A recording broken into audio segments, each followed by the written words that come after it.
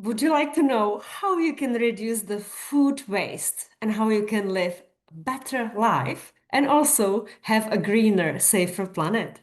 Then this is the presentation for you. We are going to look at the waste and the climate, what impact it has, and what tiny changes can we do in the corporate world, but also in your household. Is frozen better than fresh? Or from the greenhouses? Or is it the other way around? I'm going to tell you what are the techniques that I implement in my life. And how can we reduce the packaging waste? So eating mostly clean food. And last but not least, there is a season of detox. I mean, we do detoxify our body every single day. So let's look at where are the hidden toxins and what we can do to detoxify them safely. And what are the alternatives of smarter systems? If you are here for the first time and you have never seen me, I am Blanka Campbell, the functional medicine nutritionist and actually a practitioner. And in functional medicine, we are using this matrix. And as you can see, at the center of the matrix, we have mental, emotional, and spiritual health. So if we have these three levels of the well-being covered, then usually the defense and repair the immune system, the energy balance, the elimination of the toxins, the transportation of nutrients, the communication of the hormones, the structural integrity of our bones, muscles, joints, and the digestion is in optimal level. But as you know, not every time we are mentally, emotionally, and spiritually balanced. And so the aim in these presentations is to look at how we can modify some of the lifestyle factors with nutrition, stress, relationship control, or the movement and exercise, and how we can put it into practice. And today we are looking at how we can stop wasting the food and really utilize for our health the best, and so that we stop the loss of health and the loss of the planet. My business is in Switzerland, and in Switzerland alone, the waste is nearly 2.8 million tons of food. Imagine. So this is one of the third of the food is still perfectly edible. And you might be thinking that Switzerland is a rich country, but even here in Switzerland, 1 in 10 people struggles to afford balanced meals. How can we support them? What can we do around it? Maybe even in your country, when we take it globally, there would be some waste. In total, it is 1.3 billion of hungry people that we could feed if maybe there wasn't the waste. So where can we start? I would say let's start in the office, but also in our household. And this is from my clinical practice. Every time when women and men complete the questionnaire and they tell me that they love coffee, nothing against organic coffee. 1 coffee a day is definitely a good idea. But what choice do you make might actually have impact on the environment and even on your health. So I say no to aluminum pots. Why? First of all, aluminum should not be in the human body. And you think that it's only the pot, but it's not. Because as the hot water with the steam runs through this aluminum pot, the aluminum leaches into the liquid and then you drink it. And what happens is that the body is trying to eliminate it. So, yes, through the liver, through the kidneys, through your gut. But all these heavy metals and all the toxins are fat soluble. And if the body doesn't have a chance to eliminate it, it's going to get saved somewhere. Fat in the brain, causing the neurodegenerative disease like Alzheimer's disease and so on. And then obviously, if you carry any weight on if you are overweight, you are also storing these heavy toxic metals in the fat tissue. So what can we do about it? What about purchasing something that I did. I bought it on Amazon. I think it's a Scandinavian company, and I absolutely love this French press. I bought it in all sizes. I have it for my morning coffee, which is like, I don't know, zero point 0.3 liters. Then I have a bigger one for the tea, zero point 0.6 liters, and it's like 2 cups of tea. But you can also have 1 liter or more, or they also have the tiny one. And I think the design is great. I have it for years and years and years, and there was never any defect. So I recommend this one, and I believe having it at work or at home or even camping is a great idea. The other thing that you can do definitely in the office is not using any plastic. I know how easy it is to come to the kitchen and grab the so-called paper cup, but that's never a paper cup. It is actually with the plastic inside.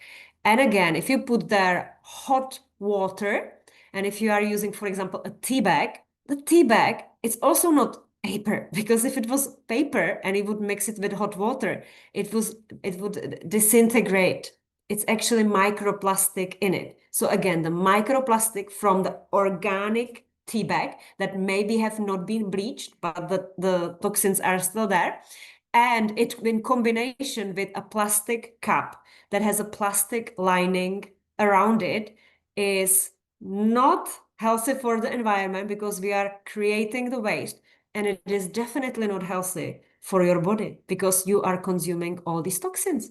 So what can we do around it? Can we maybe have porcelain cups and use them all day? Or maybe you can have this travel mug that is actually made out of, for example, like bamboo or something if you don't want it from the glass or porcelain.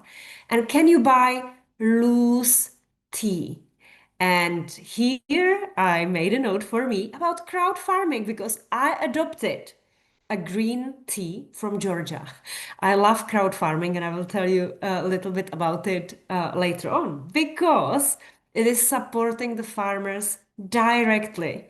The quality is high. There is a transparency in what you are getting, and there is fewer middlemen. Because as you know, the farmers, it is very hard for them, not only with the harvest, if the Mother Nature is not on their side, but also when they're selling something, supermarket usually want everything that is perfect, perfect size of apples, perfect size of potatoes. And when we are supporting the farmers and we are buying something that doesn't have the perfect shape, and there is not a middleman, they can sell it for a fair price. So here are some examples of what I have purchased, for example, in 2022 and in 2025. So crowd farming is collecting the organic farmers or those ones whose mission is to turn their farm into organic. It takes a couple of years to get the organic registration or Demeter or all the sustainability labels that you need to collect. So why do I like it? So the delivery is for free. I mean, somebody has to pay it, but it's easy for me. It comes in the carbon carton box. I can recycle it. I don't have to travel anywhere, and I can order larger quantity that I share later with my family, with my clients, with my friends, sometimes even as presents. So you can see extra virgin olive oil came from Italy. Hemp seeds came from Austria. I adopted the bush tree called Blanka, and you can always read the story of these farmers. Everything is handpicked, everything is cultivated with love. It's giving chance to maybe disabled people to find a job. Like every farmer has a beautiful story. Almonds, and watch, observe also the packaging. Okay, so we have here paper bags for the hemp seeds. We have here paper recycled bags for the almonds. We have here glass jars for olive oil that you can also recycle. Or if you order a larger quantity of the fruit, like 5 kilos, it is in the carton box that you can recycle. So crowd farming is not the only one. In Europe, there will be for sure many, many other companies, but I encourage you to explore this website and see where it comes from, because it is usually local. I mean, what's local for us? So if I live on the French-Swiss border and I order from France or from Italy, I still call it local. I wouldn't order, for example, blueberries from Peru if it's far away for me. So another tip that I give to my clients who say, look, I try to buy food from farmers. Every Saturday, I go to the farmers market. But then I'm so busy, and at the end of the week, the vegetable is not fresh anymore. What can I do?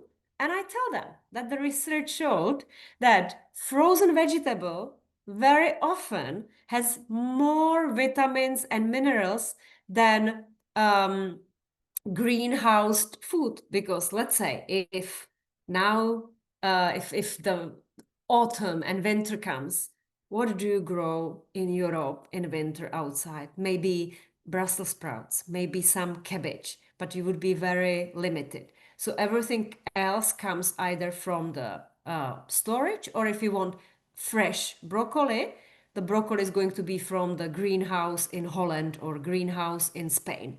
So I personally don't recommend buying tomatoes or anything like this in the winter, because it's just not growing. And in that case, frozen vegetable is better. Why? Because it has been harvested at the peak season. So it is ripe to the point. And then they usually either pre-cook it, so boil it, and then quickly freeze it to -22, -26 degrees. And you lock all the nutrients inside. It's also easier to make a choice when you cook. I'm a big fan of a French frozen supermarket. It's called Picard, and you will find something similar in your country as well. And here I put, for example, these like beans, these green beans that are absolutely amazing, because it's a source of protein. So if you are like me, avoiding carbohydrates as much as possible, but you still want to have some carbohydrates, but in a complex meal with the fiber, these beans are amazing. I buy in Picard everything. I have sweet potato, butternut squash, all the different sources of beans, edamame, lentils, chickpeas, you name it. I actually even buy frozen coconut milk cubes, or a frozen stock, so vegetable stock that has been boiled for long, and then for a long, like 24, 48 hours, and then I mix it into the food. Of course, I buy spinach, but even spinach, for example, with cream that my daughter loves.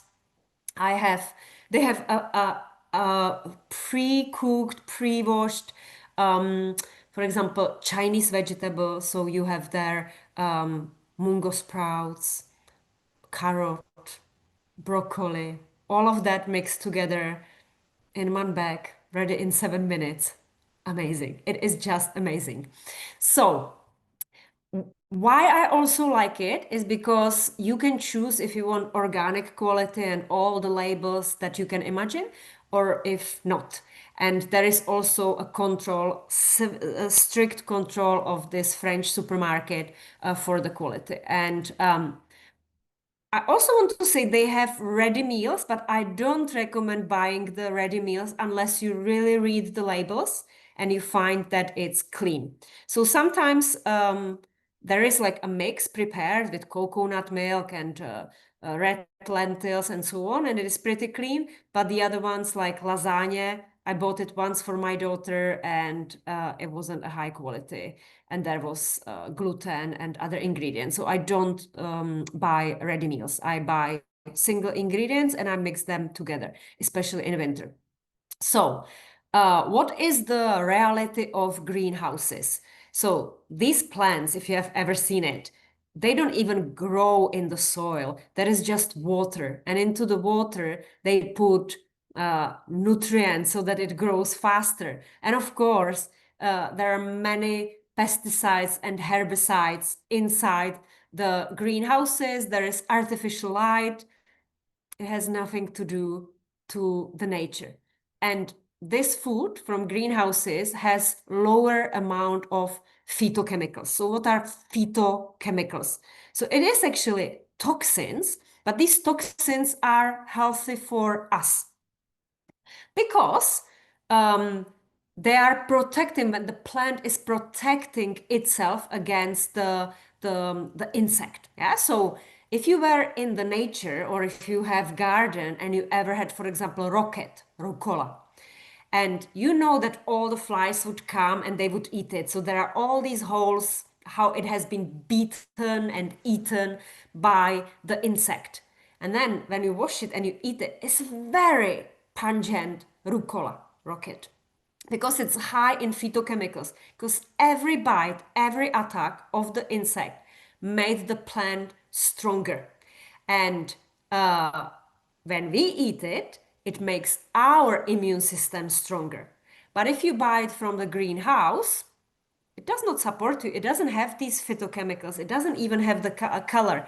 So it's empty nothing. Maybe some fiber will be there if it's organic. And if it's not organic, you are just consuming pesticides and herbicides. And that's not good for you. Also, on the energetic level, everything in nature works in synchrony.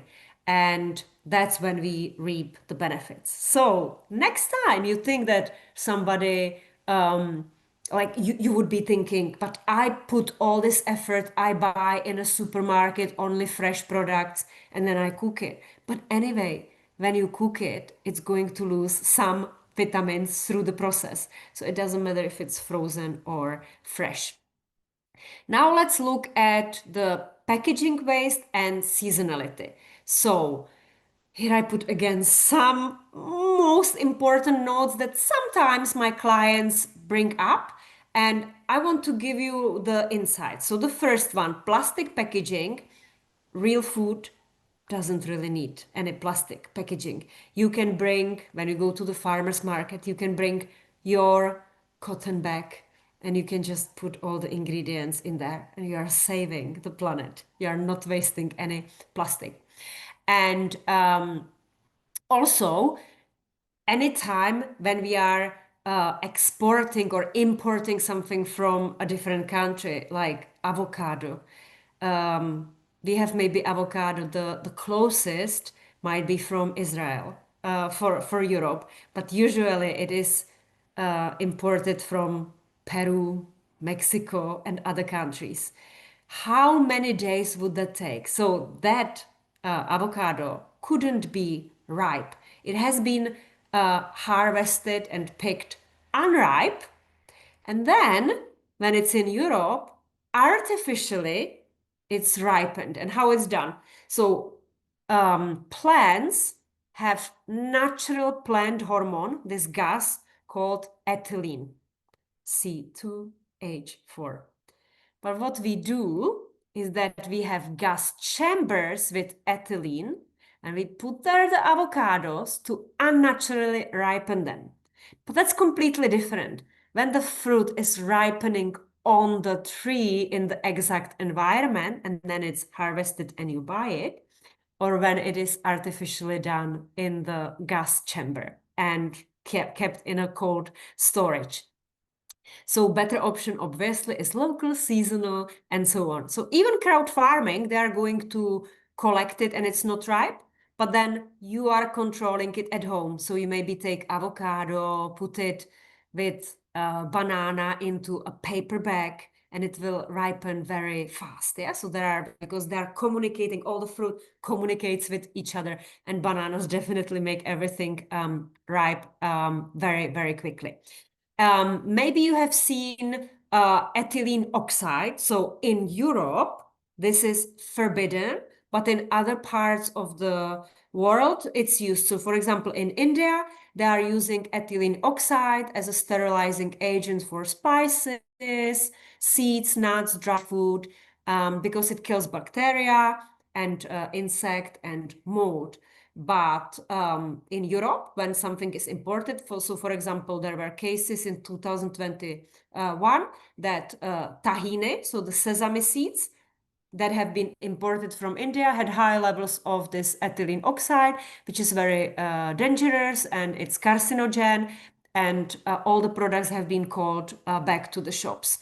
But how many people already ate it before knowing it? So this is also why I like to buy from crowd farming, because I know that it comes from Europe. I can buy almonds from Italy, and I can buy, products from Austria and Germany and France, obviously, and support the farmers. I also put here linseeds. Very often I go shopping with my clients and they tell me, I buy the broken linseeds. Yes, so that's not what we want.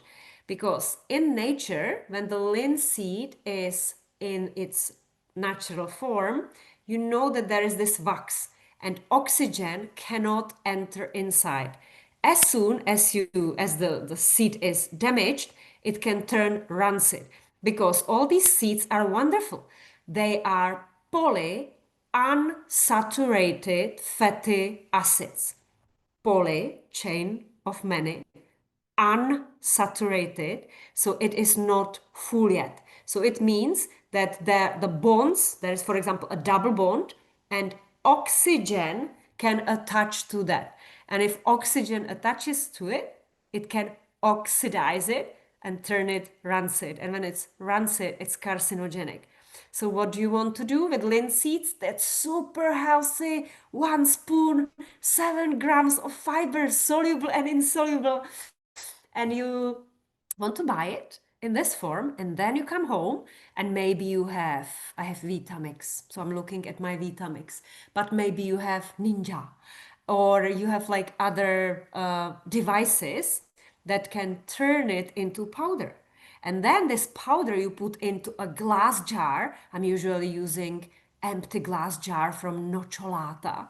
And then I seal it and store it in the fridge. And I always break, a small quantity. So maybe for 1 or 2 weeks. And 1 or 2 spoons per day I'm using in cooking. So today I had protein pancake with 2 spoons of the linseeds. And sometimes I bake muffins, or sometimes I put it into yogurt, or I mix it basically everywhere, because children don't know. Even if I was to do bolognese, I can put it there because nobody would know. So that's how great it is. But always buy it in this form, never anything broken. Let's look what else I have for you. We don't want to waste any nutrients. And what are the habits of my clients? And maybe you do the same. They tell me, when I'm in a restaurant, I always choose the glass of freshly squeezed juice. No. Vitamin C and other vitamins, it's water-soluble vitamin. It is antioxidant. And as we were once saying, antioxidants are bonding with free radicals. So oxygen species and all the radicals that are in the air, the vitamin C is going to bond to it, and you are not going to have any benefit. So the only time that you would maybe drink freshly squeezed juice, and preferably vegetable juice with maybe some fruit, would be only when you make it on your own at home and you immediately drink it.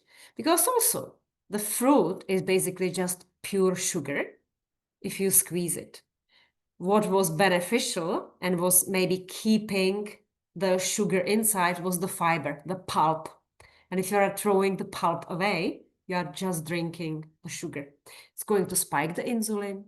Insulin is an anabolic hormone. It's a fat maker, and you are in a vicious circle. Yeah. But I understand, sometimes this spremuta in summer in Italy with ice when it's very, very hot tastes great. especially if you are hiking, moving, running, swimming, then you might get this sugar out of your body and still get some benefit of the vitamin C. And the same goes for the fruit. I know that mothers like to prepare fruit for children and they cut apple and put it into a plastic box and let children carry it to school, and children will see that it turned dark because it oxidized and it doesn't look fresh. Say they anyway don't eat it and it just gets wasted. So fruit we never cut in advance. Fruit salad has no vitamins in it, maybe fiber and sugar. So if you are eating fruit, like you peel it, you cut it, you eat it. Never let it exposed to the air, yes, because it degrades very quickly.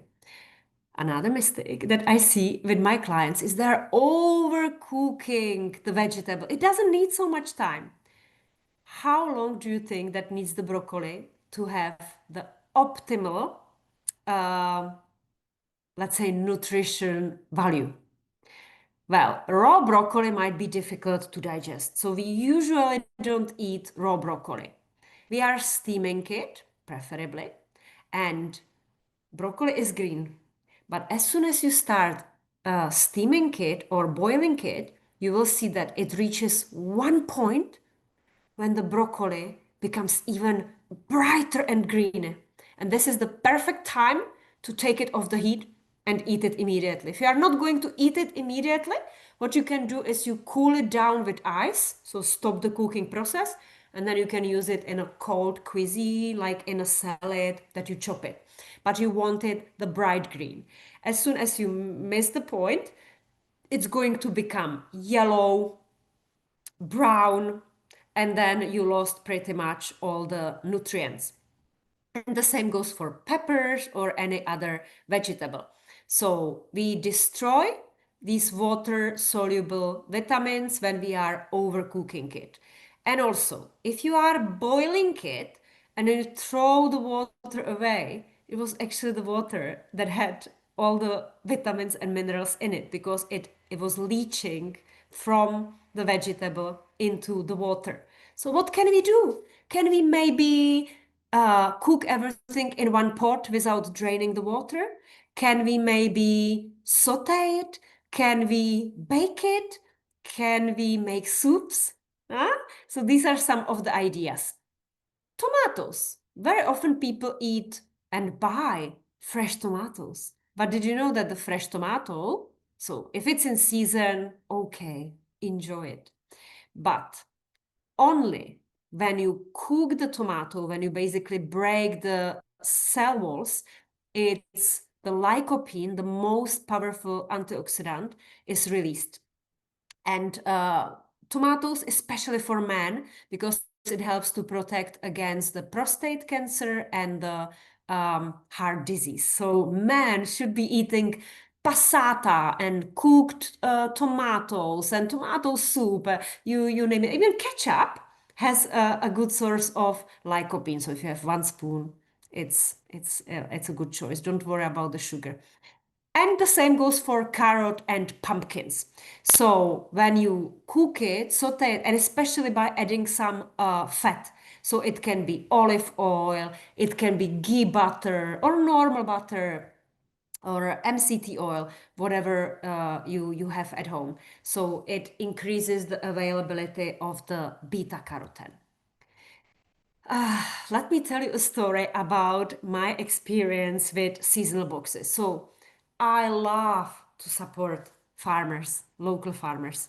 And so I hopped in this project, surely you have it in your country as well, that every week you can collect your box with seasonal local fruit and vegetable. And so, what was the disadvantage for me? So, first of all, it wasn't in my village. And because it was quite a lot of it was 5 kilos, I couldn't go by bike because it was sometimes like really fragile or heavy. I had to drive. Also, the collection point was between 5 and 6 o'clock. That is the traffic everywhere. So, I was stuck in a traffic, sitting in the car on my own to go to collect a basket. And what also was driving me crazy that, for example, in summer, when they had a season of cherries, every single week I would get 5 kilos of cherries, but I don't want to eat 5 kilos of cherries. So I was in the end either giving it away or it got wasted. And in winter, 5 kilos of potatoes. I don't even eat potatoes. I don't want to eat potatoes. It was the worst experience of my life for 1 year. In the end, I was just giving it to everybody away, and I knew that's not for me. For this reason, I'm doing the crowd farming because when I decide that I want dragon fruit, I don't want to buy it in a supermarket because I don't know where it comes from. I just click, I order it, and within 2 or 3 days, I will have, okay, maybe 3 kilos of dragon fruit, but I can share with all my friends and we will enjoy something that is exotic for us because we don't normally eat dragon fruits and they are in season in Spain just now. So I am going to order it. So this gives me more freedom and I can actually eat it. There is less waste, no petrol needed, and I definitely don't get unwanted food. And I'm still directly supporting the farmers and it is sustainable. So, abundance without choice can quickly turn into waste. And I would like to know your opinion and your experience on this. So now about toxins. We know that our body is detoxifying all the time. And you maybe remember from previous presentations, I have been always talking about organic, why it's good to buy clean organic food. So let's repeat what are toxins. So toxins are everywhere around us, and they are harmful substances produced by plants, animals, human cells, and us humans because we know very well how to create synthetic toxins. And these toxins mimic hormones and they are blocking the receptors. They can damage the DNA, they can induce the inflammation. And you remember that inflammation is the root cause of every single disease. And then some people choose to even inject botulotoxin. And here I don't want to judge it right or wrong. Sometimes Botox can be useful. So, for example, if some woman has like a urinary leaky or too sensitive bladder and she gets botulotoxin injections, it helps her and she does not leak the urine or the stool, and it helps her to live better life. So why not? In some instances, it can be useful. It's the dose that makes the poison. And that's why, as much as we can, we want to avoid the toxins. So, what are the better choices that we can do? When we are buying fish, so everybody tells you, oh, fish is healthy, but which fish is healthy? It's definitely not the one from the supermarket. It's definitely not the one from the farmed fish somewhere in Norway when they are feeding it with antibiotics and it's living in a pond with hundreds and hundreds of other salmons, never seeing any free space. Could you buy in Picard wild salmon? Yes, you can. And the price is even better than the farmed salmon in a supermarket. That's why I do it. So we have these options of buying a better quality fish for a better price. In general, you want to avoid the large fish like tuna because tuna lives in a polluted ocean for 50 years and it's collecting all the toxins. So, look, 80-20 rule. If you have tuna at home because there is nothing else and you need to prepare a quick dinner and you at least choose a brand that is fair fishing, then why not? But in general, you want to avoid it. And you definitely want to eat organic beef and chicken because, again, the antibiotics, it's loaded because it's that's what the farmers do. And also, if the meat has fat, which every meat has some fat, all the toxins that have been fed to these animals is stored in their fat, and then you eat it and you consume all the toxins. Um, I'm not a big fan of soya products, but if you are vegan and need to eat soya, try to use the soya that comes actually from Europe, again, because of the toxins. And try to avoid the hydrogenated oils in a vegan products and like refined sugars and sweeteners, artificial sweeteners, mycotoxins in nuts. So it's always good to know where you are buying it. And obviously, even alcohol is a toxin. So you can ask yourself all these questions if you want to know if you have been exposed to toxins. You want to check your personal care. We had presentations about this before. You maybe also want to see if you have any old fillings, root canals. You want to find a functional medicine dentist that will prepare you for the detox before you remove the mercury fillings, and so on. So what else can we do to reduce the toxic exposure? It's, for example, baking on a lower temperature. Everything that is like roasted or has been exposed to extrusion, for example, puffed rice cakes, breakfast cereal, it's just pure sugar and it is so unnatural. And this food should be totally banned. So it's better to choose steaming and boiling and maybe baking with sodium bicarbonate instead of the chemical alternatives.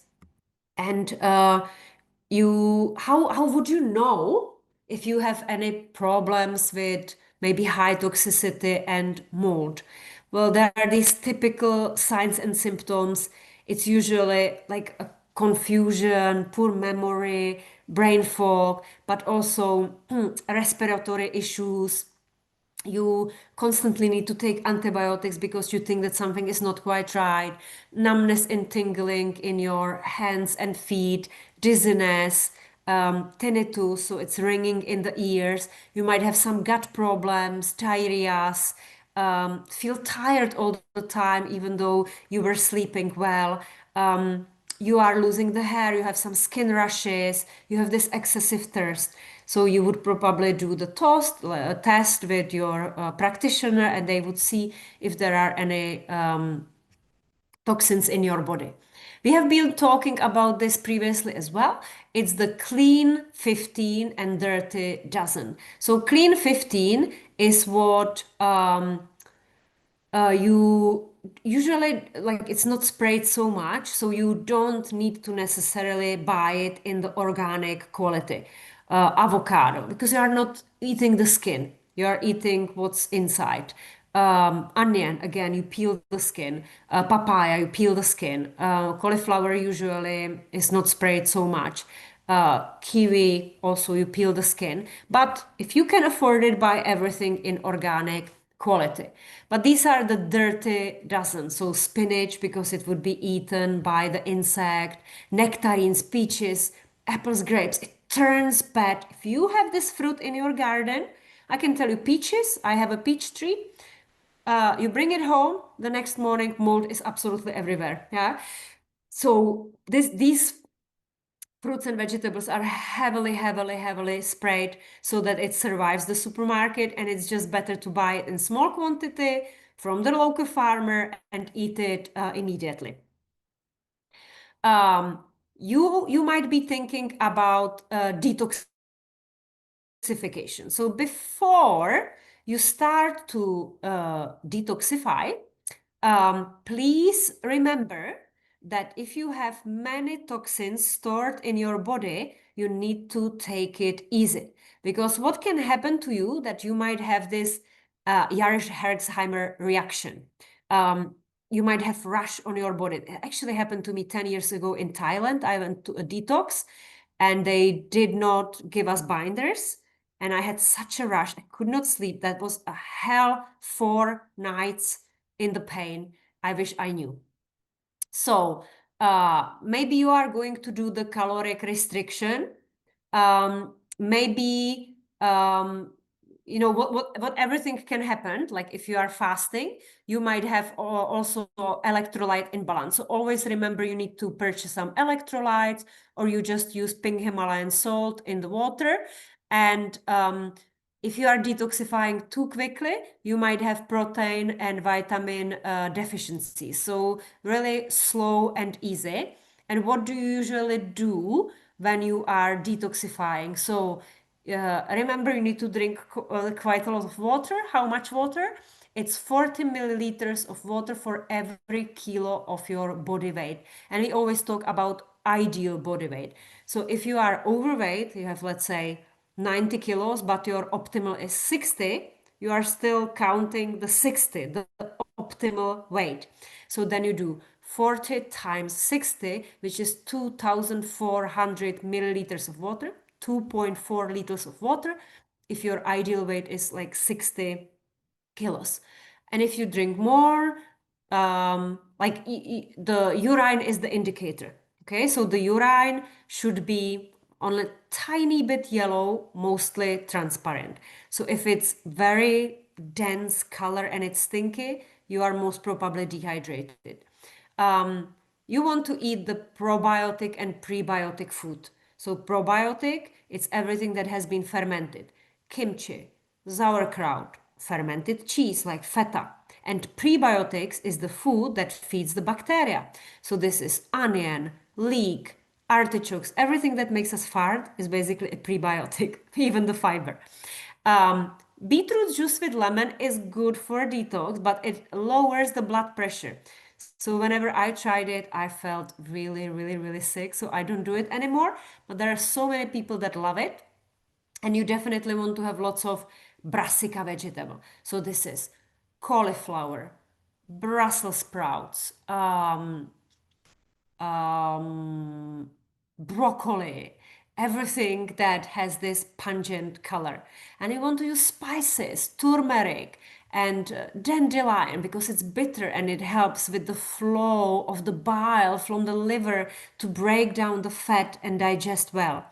Garlic and onion might be tricky for some people because it's a prebiotic. So if they have small intestinal bacterial overgrowth, they might get bloated or they have um, salicylate intolerance and they will also not be able to digest garlic and onion. And in that case, avoid it. Eggs have choline. So choline and cysteine are very important amino acids in detoxification protocol of phase 1 and phase 2 of the liver. Maybe you want to eat organic apples because it has fiber. But again, remember, apples are high FODMAP and it might bloat some people. So in moderation, and avocado and walnuts. So if you are used to eating avocados and you don't have sorbitol sensitivity, enjoy. But if it bloats you, then it's better to avoid it. And walnuts are absolutely wonderful source of omega-3. Green leafy vegetable, rucola, beetroot baby leaves, spinach leaves, all these dark green vegetables are optimal. And then don't forget omega-3 because it is anti-inflammatory and it's supporting the fluidity of the cell wall and also the fluidity of the blood. And here are some examples of the meals. This is very, very, very dense, but maybe you will find there's something that resonates with you. That's how your detox menu could look like. So, what did you learn? You learned that toxins are absolutely everywhere and we really need to be conscious. And it's about cumulative effect. So, daily detoxification is what you want to have on your mind. You don't want to do any crazy detox in September or March or May as everybody else is doing. You want to do it every single day. Also, remember that liver, kidneys, and gut are the 3 detoxification organs. So we want to make sure that our liver has enough of the liver enzymes, which you would find out from your blood test, that the kidneys have an optimal filtration rate, more than 90, and that the gut is in a tip-top optimal shape. You don't have any digestive drama, bloating, farting, diarrhea, or constipation. And you know that toxins have impact on the overall health because they can enter the brain and damage the cells and the neurons. So what can you do today? Maybe it's just starting with these simple things: soluble and insoluble fiber, hydration, avoiding processed food as much as you can, going shopping with a full stomach. Then you buy very little. and you want to check your cosmetics and cleaning products. Thank you.